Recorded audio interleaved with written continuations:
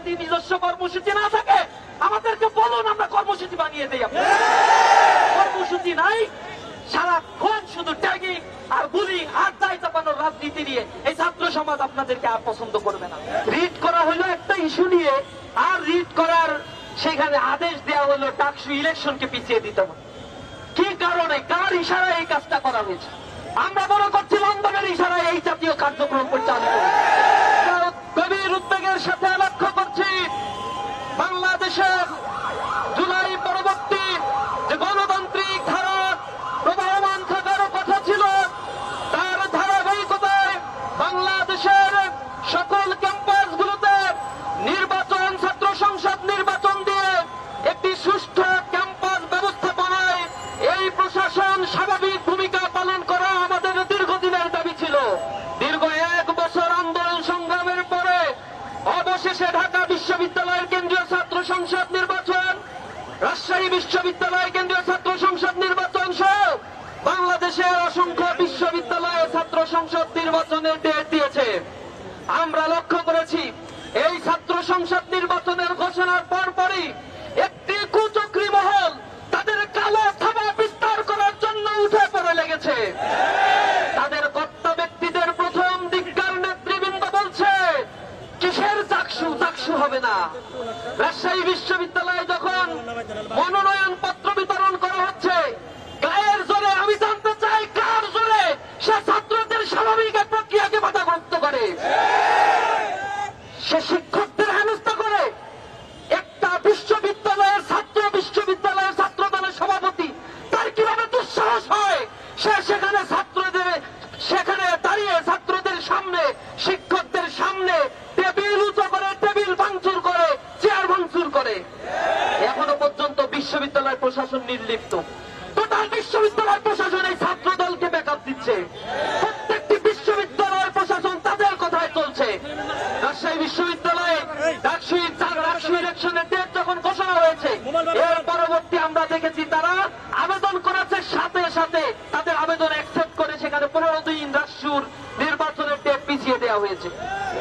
আমরা অবাক হয়ে যাই, কারোর সাথে কোনো আলোচনা ছাড়াই এ জাতীয় কর্মকাণ্ডগুলো আমাদের মনে গভীর উদ্বেগের সৃষ্টি করে। আপনারা দেখেছেন ঢাকা বিশ্ববিদ্যালয়ে ইসলামী ছাত্র শিবিরকে ঠেকানোর জন্য বামরাম এবং ছাত্রদল সহ ঐক্যবদ্ধ একটা জোট হয়ে গিয়েছে। তারা বিশ্ববিদ্যালয়ের ভিসি প্রশাসন যখন আমাদের ডাকে 20টা ছাত্র সংগঠন একসাথে হয়ে 3 ঘন্টা মিটিং করলে 2.5 ঘন্টা, 3 ঘন্টা শুধু ছাত্র শিবিরকে নিয়ে বক্তব্য রাখে। তারা ক্যাম্পাস কিভাবে ছাত্র সংগঠন পরিচালিত হবে, ক্যাম্পাসের ছাত্র রাজনীতি কিভাবে পরিচালিত হবে, সেই কথাবার্তার কোন নামগন্ধ নাই। সারাক্ষণ বুলিং, ট্যাগিং, হ্যারাসমেন্ট আর আদারিং এর সেই কুচক্রী রাজনীতি, সেই ফ্যাসিবাদের রাজনীতি পুনরুদ্ধারের জন্য এই একটি কুচক্রী মহল তারা উঠে পড়ে লেগেছে। হঠাৎ করে আমরা আবার দেখলাম ঢাকা বিশ্ববিদ্যালয়ের ছাত্র সংসদের ইসলামী ছাত্র শিবিরের জিএস প্রার্থী, তার প্রার্থীরা বৈধতা নিয়ে রিট করা হয়েছে। রিট করা হলো একটা ইস্যু নিয়ে, আর রিট করার সেখানে আদেশ দেওয়া হলো ডাকসু ইলেকশনকে পিছিয়ে দিতে হবে। কি কারণে, কার ইশারায় এই কাজটা করা হয়েছে? আমরা মনে করছি লন্ডনের ইশারায় এই জাতীয় কার্যক্রম পরিচালিত হয়েছে। যেহেতু ঢাকা বিশ্ববিদ্যালয়ে এই ইলেকশন হওয়ার পেছনে নানা ধরনের ষড়যন্ত্র করে যখন তারা দেখছে আর হয় না, তখন তারা অন্য রকমের একটি চক্রান্তে মেতে উঠেছে। চেম্বার দল যখন এটাকে স্থগিত করেছে, তারা ক্যাম্পাসে আন্দোলন করছে। আন্দোলন করে তাদের বক্তব্য হচ্ছে প্রশাসন আইনজীবী হিসেবে কাকে নিয়োগ দিল, অথচ সেই আইনজীবী কিন্তু হঠাৎ করে যে সংকট তৈরি হয়েছে আধা ঘন্টার মধ্যে সেই সংকটের সমাধান করে দিয়েছে। তাদের আক্ষেপ হলো কেন এটা সমাধান করা হইল, এজন্য তারা খুব আক্ষেপ করছে, মুখ শুকিয়ে গেছে। তাদের চক্রান্ত যে বাস্তবায়ন হয় নাই, এজন্য হাতে গা লেগেছে, কষ্ট পেয়েছে তারা। আমরা দীপ্তমানকে বলে দিতে চাই, ডাকসু ইলেকশন সাধারণ ছাত্রদের পার্সেপশনের বিষয়। এখানে সুনির্দিষ্ট কোন গোষ্ঠীর পারপাস সাফ করার জন্য ডাকসু, রাকসু, চাকসু, চাকসু পাঞ্চালের চক্রান্ত কেউ যদি করে, ছাত্র সমাজ তা প্রতিরোধ করবে ইনশাআল্লাহ। ছাত্রীদের শ্লীলতাহানি করা হচ্ছে, হেনস্থা করা হচ্ছে। আমরা অবাক হয়ে যাই। এই যে ছাত্রী, ঢাকা বিশ্ববিদ্যালয় এতদিন বলতো ঢাকা বিশ্ববিদ্যালয়ে ছাত্র শিবির ছাত্রীদের প্রমোট করে না, যখন ডাকসু ইলেকশনে প্যানেল দিল তাদের ছবিগুলোকে বিকৃত করলো তারা। এরপরে ইসলামী ছাত্র শিবির কোনো প্রতিক্রিয়া জানায় নাই, শুধু লিখিত অভিযোগ দায়ের করেছে। দ্বিতীয় পর্যায়ে যখন দেখে আমাদের উত্তপ্ত করতে পারছে না, তখন এই ইলেকশন নিয়ে আমাদের প্রার্থী মেয়েদেরকে নিয়ে হাজার হাজার র্যাগিং, ট্যাগিং, বুলিং, মানে হ্যারাসমেন্টের শিকার করা হচ্ছে তাদের।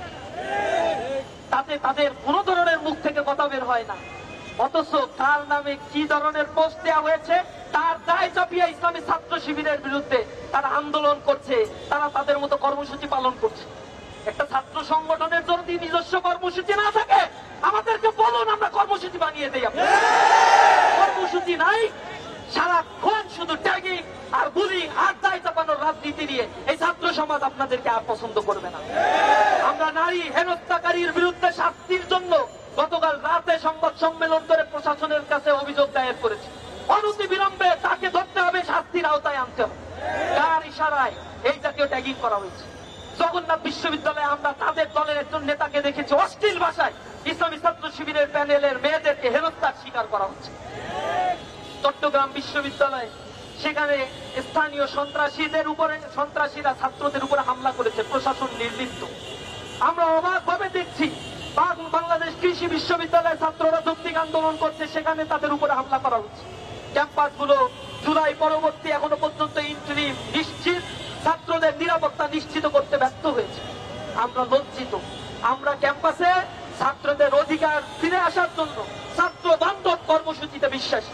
আমরা বিশ্বাস করি প্রতিটা ক্যাম্পাসে যদি ছাত্র সংসদ নির্বাচন হয়ে নির্বাচিত প্রতিনিধিদের হাতে ক্ষমতা হস্তান্তর হয়, তাহলে ক্যাম্পাসে কেউ তাদের নিজস্ব এজেন্ডা বাস্তবায়ন করতে পারবে না। আমরা উদ্বেগের সাথে বলছি, 1990 সালের পরে একটা দল 10 বছর ক্ষমতায় ছিল, কিন্তু 10 বছরের মধ্যে একটা ক্যাম্পাসে তারা ছাত্র সংসদ নির্বাচন দেয় নাই। তারা আবার 90-এ ফিরে যেতে চায়।